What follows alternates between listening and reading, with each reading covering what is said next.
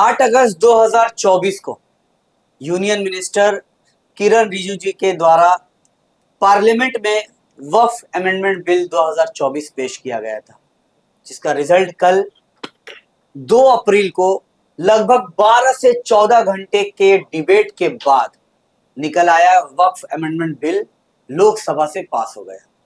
विपक्षी दल इसे मुस्लिम विरोधी कह रही है, तो एनडीए की सरकार जो है, यानी गठबंधन की जो सरकार है, वो इसे मुस्लिम समर्थक बिल कह रही है। इस विषय में हम बिंदास बोल में चर्चा करने के लिए एक तरफ हमारे साथ नवीन राय जी जुड़े हैं, तो दूसरी तरफ नूर आलम जी जुड़े हैं, जिनसे हम बातचीत करेंगे कि ये जो बिल है, जिस पर चर्चा कल 12 से 14 घंटे तक लोकसभा में की गई, कोई इसे मुस्लिम विरोधी कह रहा है तो कोई इसे मुस्लिम के समर्थक वाला बिल कह रहा है। सबसे पहले हम बढ़ेंगे नवीन जी की तरफ। नवीन जी, क्या लगता है जी, ये जो बिल संसद में कल पास की गई, लोकसभा में जिस तरह से पास हुई है, कई घंटों की बहस के बाद जिस तरह से देखा गया, आपकी राय क्या है इस बिल के विषय में? जी देखिए, इस बिल का नाम ही दिया है उसने उम्मीद। अच्छा, उम्मीद। वक्फ संशोधन बिल को अगर शॉर्ट में जो नाम दिया गया है उसका नाम होता है उम्मीद। और यह उम्मीद जो नाम दिया है उसने बहुत सोच समझ कर दिया है। वक्फ की कारगुजारियों को लेकर शुरू से ही एक सवाल उठता रहा है। आम मुसलमानों को यह कहा जाता है कि वक्फ बोर्ड पे हस्तक्षेप कर रही है सरकार, इसका मतलब यह इस्लाम विरोधी है। जबकि आम मुसलमान को पता ही नहीं कि वक्फ और वक्फ बोर्ड दोनों ही अलग अलग चीजें हैं। वक्फ का नाता इस्लाम से है, लेकिन वक्फ बोर्ड का नाता इस्लाम से नहीं। उस वक्फ की जो संपत्ति होती है उसका संचालन कैसे हो, उसका मिसयूज नहीं हो, और जो वक्फ किया गया है उसका जो यूज हो प्रॉपर, उस संपत्ति से जिस मकसद के लिए वक्फ किया गया है वो सही तरीके से उसका पालन हो, उसके जो निर्धारण करता है वो काम बोर्ड का हो। तो आप कहना चाहते हैं ये जो बिल लाई गई है जो भाजपा सरकार द्वारा या फिर एनडीए के द्वारा, ये मुस्लिम के समर्थक में, मतलब मुस्लिम के समर्थन में, ये कहने की बात ही कहाँ रह जाएगी। हम आपको एक छोटा सा सवाल कर रहे हैं। वक्फ बोर्ड पश्चिम बंगाल, वक्फ बोर्ड दिल्ली, वक्फ बोर्ड यूपी, वक्फ बोर्ड जो अलग अलग राज्य, हर जगह का है। 32 बोर्ड है। जो लोग भी इस्लाम से मुस्लिम कम्युनिटी से बिलोंग करते हैं, वो लोग यह सवाल अपने उन वक्फ बोर्ड से जुड़े हुए लोगों से करें तो पता चल जाएगा कि इस वक्फ बोर्ड में कितनी मनमानी होती थी, इसकी जो आमदनी होती थी, इसका कोई लेखा जोखा है आज तक? मतलब आप कहना चाह रहे ट्रांसपेरेंसी नहीं थी? ट्रांसपेरेंसी नहीं थी। और एक तबका था जिसको उसका जो फायदा है वही लेता था, जबकि वक्फ का असली मतलब होता है कि दीन के कामों में, उस जो वक्फ की प्रॉपर्टी होती है उसके दीन के कामों में लगाया जाए, मजलूमों के काम में लगाया जाए, अनाथ बच्चों की परवरिश हो, उनका पढ़ाई लिखाई या जो दीनी काम होता है, समाज की भलाई, जो मुस्लिम समाज की भलाई के काम में लगे। वक्फ बोर्ड अभी तक एक भी ऐसा कोई मिसाल दे पाया है कि जिसकी वजह से जिसका फायदा आम मुसलमानों को मिला है? अच्छा नूर भाई, क्या कहेंगे आप इस विषय में जो नवीन जी कह रहे हैं कि ट्रांसपेरेंसी नहीं थी इसलिए ये बिल लाया गया? देखिए, सबसे पहले नवीन जी मैं बोलूंगा कि जो वक्फ अमेंडमेंट बिल आ रहा है, अमेंडमेंट से मुस्लिम समुदाय को आपत्ति नहीं है, तकलीफ नहीं। 95 में भी हुआ, इससे पहले भी अमेंडमेंट 2 बार हो चुका, 2013 में भी हुआ। बिल्कुल। आपत्ति जो पॉइंट्स लाए गए हैं उसमें अच्छा, बहुत से जो पॉइंट्स है, उन पॉइंट्स पे आपत्ति है कि जो आप अमेंडमेंट कर रहे हैं वो नहीं होने चाहिए। जैसे कि नवीन जी ने कहा कि और ट्रांसपेरेंसी नहीं है, बहुत सारे घोटाले होते थे। तो नवीन जी, अगर आपके घर में 4 भाई हैं और 2 भाई बहुत ज्यादा कमाते हैं और घोटाला हो रही है, तो मैं क्या उस घोटाले का हिसाब दूंगा, या आप 4 भाई आपस में क्या करेंगे कि मतलब आप कहना चाह रहे कोई बाहर वाला क्यों? सिंपल सा बात है ना। अगर नवीन जी के 4 भाई में आपस में बहुत बड़ा कारोबार है, 2 भाई घोटाला कर रहे हैं, तो उसका जिम्मेदार आदिल या मैं लेने वाला हूं, या नवीन जी या उनके भाई आपस में करेंगे? तो अगर वक्फ बोर्ड में अगर घोटाले हो रहे थे तो ये जो मामला थे वो बोर्ड के लोग तय करेंगे, मामला ये हुआ। दूसरी बात आप जो बोल रहे हैं, जो मैंने मिसाल आपने दिया। हाँ, मैंने मिसाल दिया। अच्छा, ठीक है, जाति ये मैंने उसको मिसाल दिया है। दूसरी बात में आ जाऊं, जो पॉइंट मेन मुद्दा है कि जो पॉइंट पे लोगों की आपत्ति है, सबसे जो बड़ा मेन मुद्दा है एक कि उसमें गैर मुस्लिम का इन्वॉल्वमेंट हो। दूसरा कि जो होल एंड सोल आपको दिया जा रहा है, कलेक्टर के दिया जा रहा है। हम सब देखते हैं और हम सब जानते हैं कि जो गवर्नमेंट एम्प्लॉय होते हैं, चाहे कलेक्टर हो या डीए सॉरी जो डब्ल्यूबीसीएस ऑफिसर हो या एसपी हो या पुलिस हो, थाने के आईसी हो, वो सत्ताधारी पार्टी के गुलाम होती है। वही पुलिस जब बंगाल में होती है तो रोड पे नमाज पढ़ने की इजाजत दे देती है, वही पुलिस जब यूपी में होती है तो छत पे नमाज पढ़ने की इजाजत नहीं सरकार होती है। द्वारा जो मुझे एक मिनट में मेरी हाँ, बात रहने दीजिए हाँ, कि जब बात होती है, जब वही से जब गवर्नमेंट एम्प्लॉय होते हैं, जब सरकारें बदलती हैं तो उनकी सोच बदल जाती है। तो जब कलेक्टर के जिम्मे आप सारा मामला दे दीजिएगा तो जाहिर सी बात है कि वो कहीं ना कहीं सरकार के हमायती होंगे और सरकार जिसकी रहेगी उनके हिसाब से चलेंगे। तो जो वक्फ बोर्ड का जो सारा कुछ लेखा जोखा, कौन सा वक्फ बोर्ड जमीन वक्फ बोर्ड की सॉरी वक्फ प्रॉपर्टी वक्फ बोर्ड की है या नहीं है, वो डीएम आखिरी फैसला करेगा। ये कहीं ना कहीं आपत्ति है। दूसरा जो आपत्ति है, जो गैर मुस्लिम उसमें इन्वॉल्व हो जा रहे हैं। देखिए, आपको नवीन जी को याद होगा कि कुछ दिनों पहले तारकेश्वर मंदिर जो कमेटी है उसमें फिरहाद हकीम को प्रेसिडेंट शायद बनाया गया था, तो काफी बवाल हुआ था पश्चिम बंगाल में। यही भाषा शायद नहीं, हाँ। ऑलरेडी है, और इस तरह की काफी मिसाल है बनाया गया था, हटा दिया गया।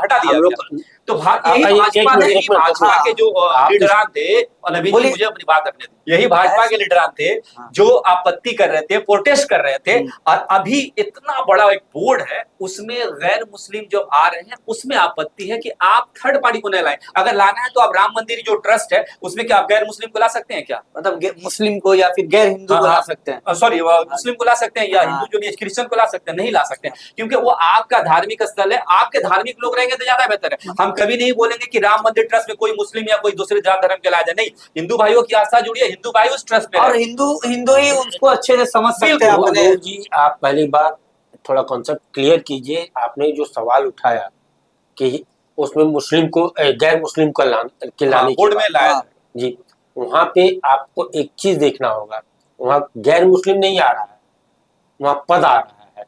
कलेक्टर वो किसी जाति धर्म और मजहब का नहीं होता, वो पोस्ट होती है। तो फिर वही पुलिस में कैसे प्रधानमंत्री को हिंदू मुस्लिम, लेकिन वहाँ नवीन जी, ये मैं यहाँ पे स्पष्ट करूं, अगर उस बिल में ये बात क्लियर नहीं किया गया है। अभी नवीन जी ने कहा प्रधानमंत्री को हिंदू मुस्लिम को जोड़िएगा, तो प्रधानमंत्री ने अब तक कौन से मंदिर का उद्घाटन में गए हैं? लेकिन उन्होंने मंदिर का उद्घाटन किया है।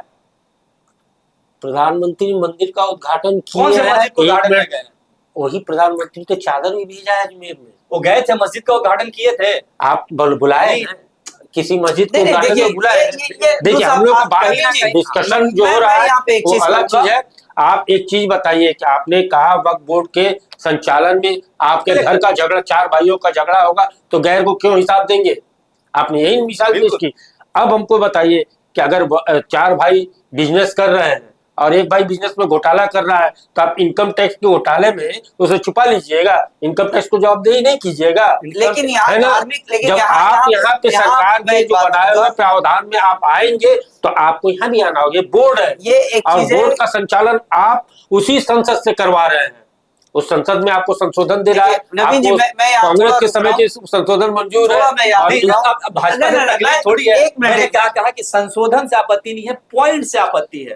आप महिलाओं को लाना चाह रहे हैं। अब एक धार्मिक ये है, हमारी जो धार्मिक जगह है, हमारे धर्म में पर्दे का मामला है। इस्लाम में क्या महिलाओं को लाने से आपकी धार्मिक भावनाएं आहत हो रही है? क्या बात कर रहे हैं? बिल्कुल नहीं भाई, तो आप बोल रहे महिलाओं को लाने से प्रॉब्लम हम डिसाइड करेंगे। आप कौन होते हैं डिसाइड करने वाले? डिसाइड तो बोर्ड कर रहा है। नहीं, तो बोर्ड के लिए प्रावधान बनाया जाएगा। भारत एक सेकुलर देश है, आपको इस चीज को मानना होगा। ये सरिया से नहीं, संविधान से देश चलता है, और संविधान में आपकी जितनी हैसियत है वैसे ही एक मुस्लिम ख्वातीन की भी हैसियत है।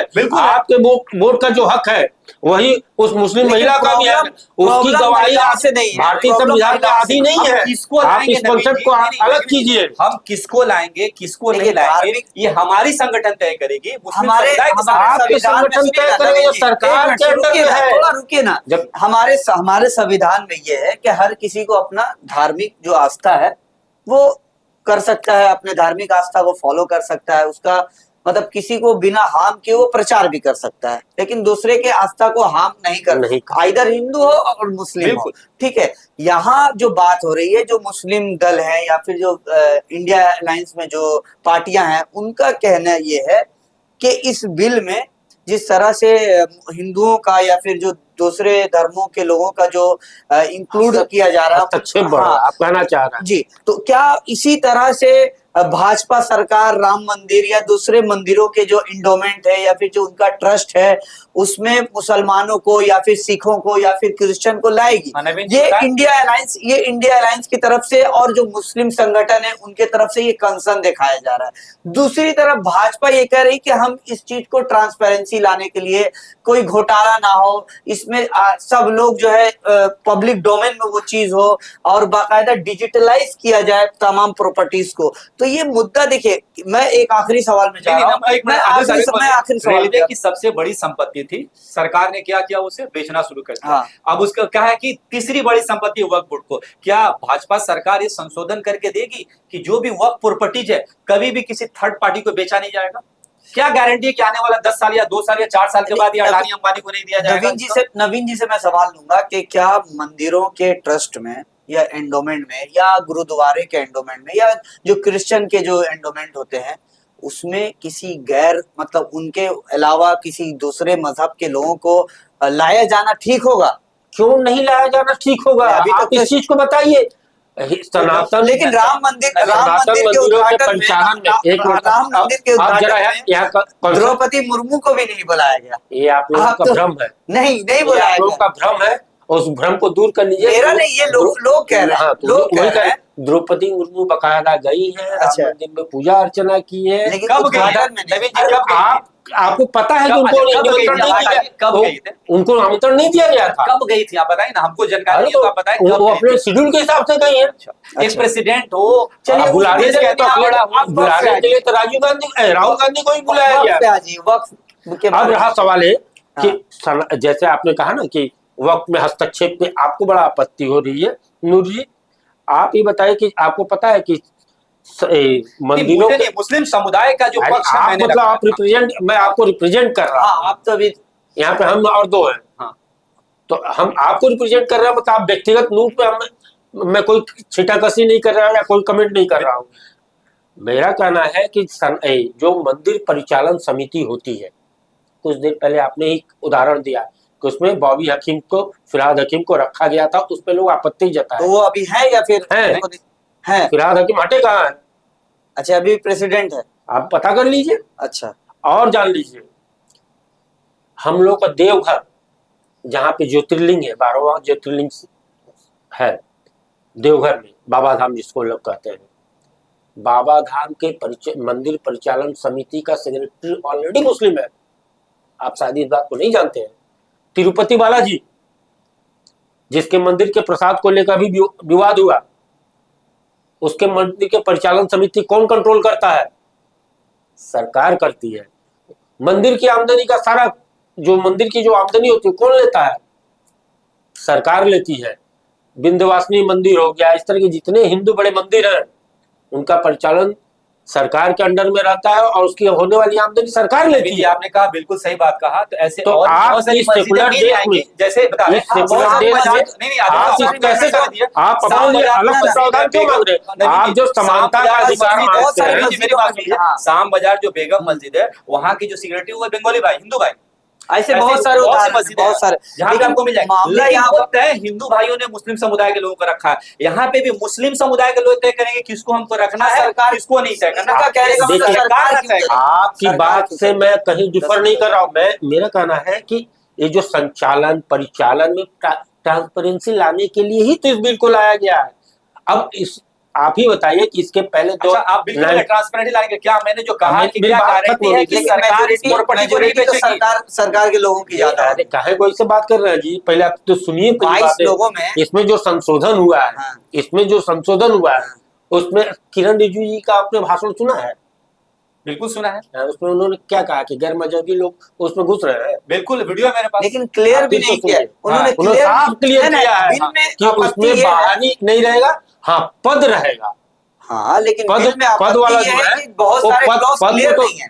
आप अगर अपने बिल में ये भी है आपत्ति के बहुत सारे क्लॉज क्लियर नहीं है, नवीन जी, बहुत नवीन सारी जी, आप नवीन इसको जी, बैठ के नवीन जी, क्लियर कीजिए आगे। नवीन जी, नवीन वहाँ जी, पे क्यों नहीं आपके नवीन जी, रहनुमा जो लोग थे, नवीन जी, आपकी बात तो मैं हमारे सहमत नहीं हूँ। मतलब मुस्लिम नवीन जी, समुदाय के और जो आदिल भी साहब, ठीक है, मुझे एक मिनट आपको दीजिए, नहीं, 30 सेकंड उन लोगों दीजिए। को दिया गया था जेपीसी की जो जितनी बैठकें हुई है, आज तक जेपीसी तो कितनी कह रही है कि हुई उन्हें थी? टाइम ही नहीं दिया गया। नवीन जी, आपकी बात से मैं इतने बड़े जेपीसी का बैठक कहीं हुआ है? हाँ इतने यार, सारे कोलकाता में संशोधन, भी हम नवीन वही जी, तो बोले, ये जेपीसी इतना धैर्य से, इतना समय लेके सब कुछ हुआ है, सभी पक्षों को सुनने के बाद ये बिल आई है।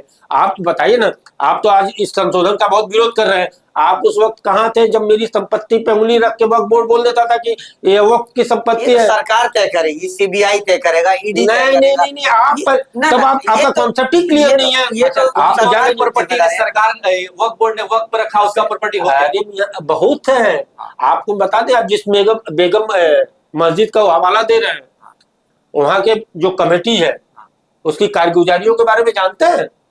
बताइए। जानते हैं?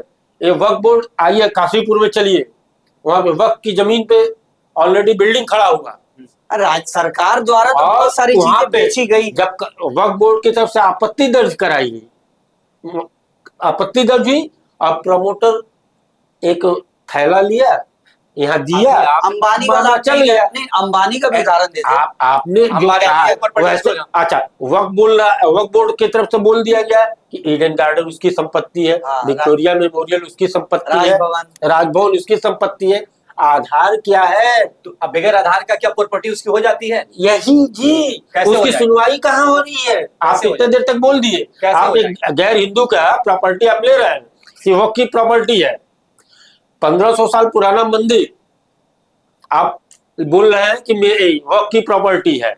1450 में जिस मजहब की उत्पत्ति हुई और 1500 साल पुरानी मंदिर को वक्फ कर दिया। मैं बोलूंगा, जैसा कि आपने कहा कि नहीं, ये संशोधन बिल भी आपको आपने कहा आपने तो कहा ना, बिल- एक मिनट आदिल बिल साहब, पे- फिर आपको बिल इनके पे बातों पे बात 30 करें। सेकंड दीजिए। हाँ, तो जैसा इसी को तो आपने कहा, संशोधन करने के लिए बिल आई संशोधन है। जो हो रहा है, एक कास्ट नहीं, एक पद जा रहा है। तो आपको मैं बता दें कि आपने कहा कि ये प्रॉपर्टी पे उंगली रख दी कि वक्फ बोर्ड की प्रॉपर्टी है, तो उसके लिए ट्रिब्यूनल है, उसके लिए केसेस होते हैं। तो यहाँ पे भी WPCS ऑफिसर होता है जो सीईओ होता है, जो उसको देख रेख एकदम करता है। सही, तो नूर वो जी भी आपने एकदम सही तो वो कहा भी है। एक पद अधिकारी अब होता है। अब उसको अब कास्ट के हिसाब से आप यही पे वो भी तो एक पद अधिकारी एकदम है। आपने सही पॉइंट तो पकड़ा है। इसी पॉइंट में मैं आना चाहता, तब यहाँ क्लियर कीजिए कि उसके लिए ट्रिब्यूनल है।